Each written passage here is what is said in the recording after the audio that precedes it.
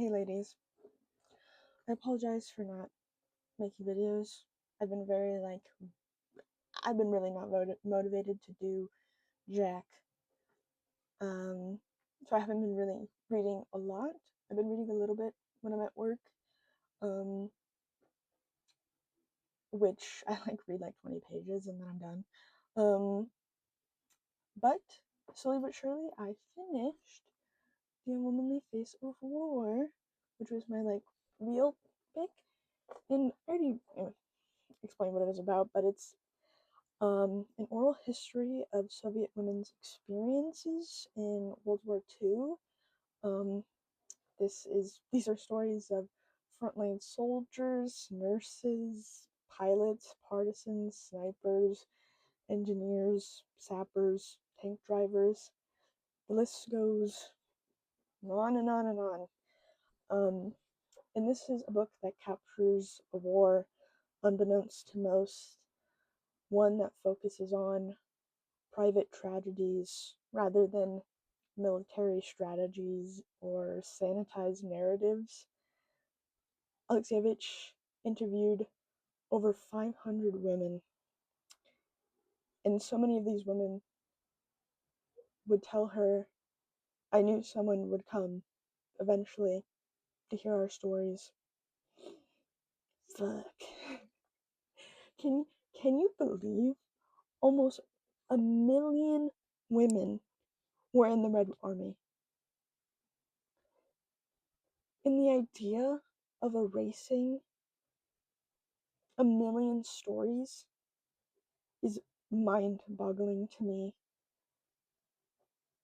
The shame these vets had to endure, burying their medals, remaining silent for decades, and all of that just to remain, a desirable wife. And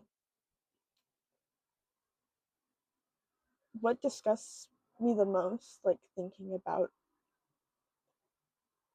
women vets, are just where are the men, during this? They are, you hear these stories and we were brother and sister. There was respect because we were all enduring the same thing. We could understand each other on a deeper level. But once they were out of the trenches, they are no longer beautiful. They are damaged. So they are not worthy of friendship or love or anything. And it just makes me so sad to think about that loneliness. I can't imagine it. It's so hard. Getting through this book was so draining. I could read 2 paragraphs and I was I'm done. But I'm happy to have read it, to know these stories. As painful as they were. So I thought I wrote a couple down.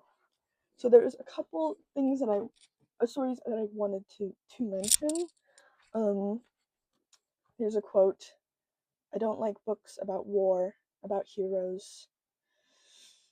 And that quote fills me with so much sadness. I'm getting choked up. Because that's what these war stories, were reduced to. Glorified heroics. It makes me so sad. And there is this one story that I would like to read. It's from a foot soldier. And it's a couple paragraphs, so this might take me a second. You ask what's the most frightening thing in war? You expect me. I know what you expect. You think I'll say the most frightening thing in war is death, to die. Am I right? I know your kind, your journalist tricks. Why aren't you laughing? But I'll say something else. For me, the most terrible thing in war was wearing men's underpants. sorry, I'm crying. That was frightening. And for me, it was somehow, I can't find the. Well, first of all, it's very ugly. You're at war, you're preparing to die for the motherland, and you're wearing men's underpants. Generally, you look ridiculous. Absurd. Men's underpants were long then, wide, made of satin. There were 10 girls in our dugout all wearing men's underpants. Oh my god. Winter and summer for 4 years. We crossed the Soviet border. As our commissar used to say at political sessions, we were finishing the beast off in his own den. Near the first Polish village, we got a change of clothes, new uniforms, and for the first time they issued us women's underpants and brassieres. For the first time in the whole war.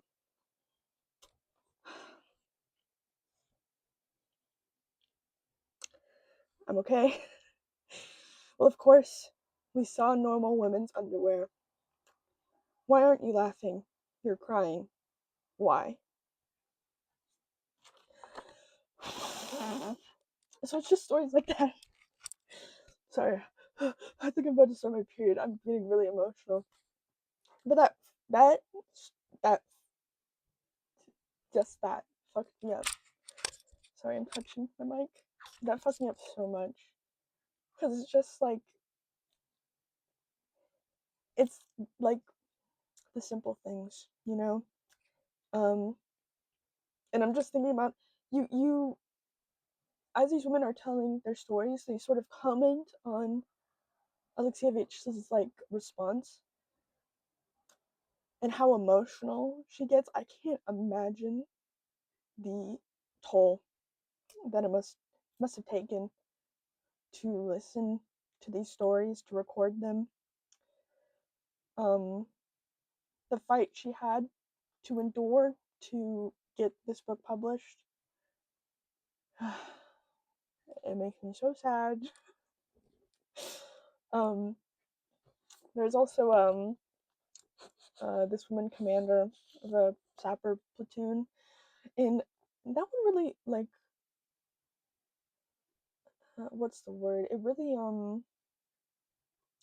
stuck with me for like many days after reading that story, because the pressure of having to demine shit fucks me up. Because she would say that they would enter a house, you know, and the oven, something that, they did not have warm meals in the war, so they would find these villages, they would find, homes, and they would want to cook things, and she would have to be like, don't fucking touch the oven, and there would be bombs inside, and they would be bombs, like tripwires in doorways. And this was a separate story, but there was like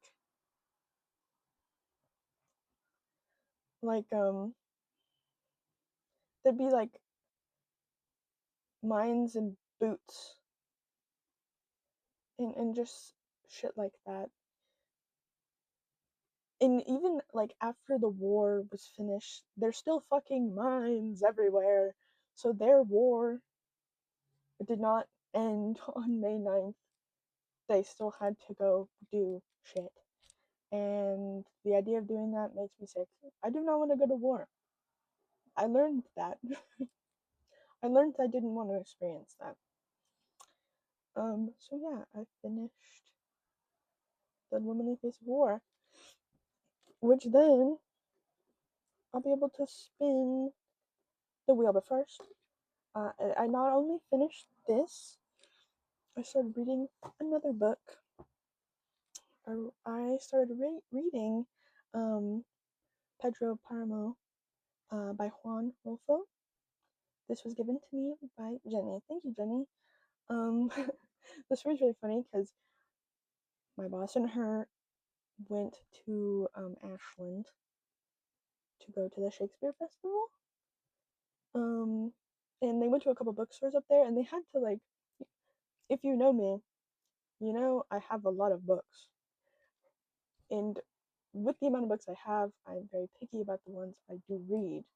or the ones I at least like, you know. And so they were like, do you, they had to they had to ask someone, they'd be like, do you have books for perhaps a very picky person? And perhaps you have books where nothing happens. I love books like that. I love what books, nothing happens. I love that shit. Um, I don't think this is like one of the like nothing happens books. It, I mean, things happen. It's not a lot of things, but things happen. I've only read 40 pages, and this is like a novella. It's less than 200 pages. It's like 129 pages. So I think I can get through this pretty quickly. Um, so this is a story of a man who promises his mother on her deathbed that he will go back to the village that she grew up at to finally meet his father. And this village is dead as fuck. There are ghosts, there are memories, there are noises, and maybe people are alive here, who fucking knows?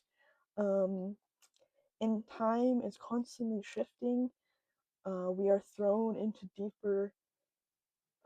different perspectives and like thrown deeper and deeper into the history that is the town of Comala, Mexico, and his father, Pedro Páramo. It's good so far. It's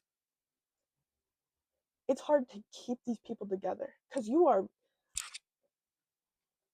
thrown into different perspectives that are all sort of connected, and you have to like keep these names in your head. Usually I don't have a problem with that, but this one I'm like, who is this guy? I had to like keep going back to a couple pages. I think I've gotten it.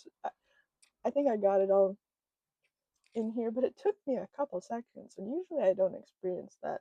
Usually I'm pretty good. I think it's maybe my lack of reading at the moment, um, or maybe it's just like that. Um, this is good so far. Um, maybe I can finish it tonight. Who knows? Who knows? Oh, now I can spin the wheel. I'm so excited, but I wanted to talk about something.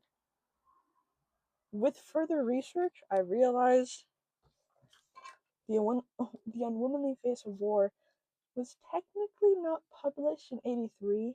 It was published in 85. It was completed in 83 and then sat in a publishing house for 2 years because of, censorship and shit. So I'm still gonna say it was 83. Sue me. Okay. Wheel time. I have it ready to go. I hope I don't get like a 700-page book. I think I have a couple long books on here. I hope maybe I get a cute short one. That would be appreciated. Okay, wheel. Do me good. Let's go, let's go, let's go, let's go, let's go, let's go. Who's the big winner? What the fuck? Oh, Before the Coffee Gets Cold, 2015. Why am I in the 2000s, bro? This is a short one, though. It's up there. I will get it. That's a short one. Let's friggin' go. Okay, that's about it. Sorry again for my lack of videos. I know it's supposed to be daily videos, but maybe I need to title them not so daily videos. Lol. Okay. I will hopefully see you tomorrow. Fingers crossed. Okay. See ya.